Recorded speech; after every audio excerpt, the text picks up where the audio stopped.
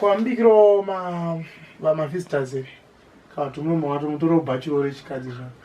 Ndafunga vangu ya nechikafu kini. Bombo yewe nestara. Ndingaidese. Kolinda zakona pa mari komungu. Arumino yakanaka zva. Rapa 15. 15. Such a nice surprise. Shoreke zva. Nduda ndini hatonzida plan. Nduda list regrocery kumba kwenyu. Ndikaenda ndakatoti mundipe kare but due to COVID tazomata kudonta mari kune vamwe vanhu vanga vasina mari stuff. Saka make sure ndawana list iro. Ndokuigira maybe weekend ndogona kuvaudza. By the way, ndakuigira something.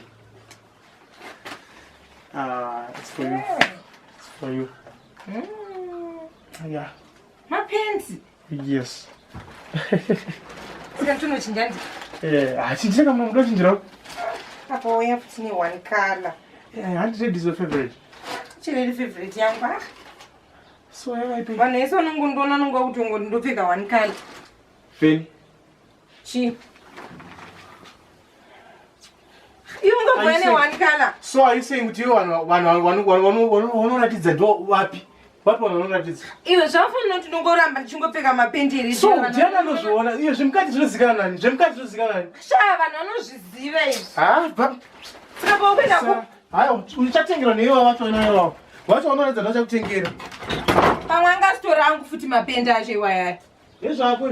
Ndigira mapende eRed yese akakwana here mukomana. Fuma ndokunyengerera ndite izvozve.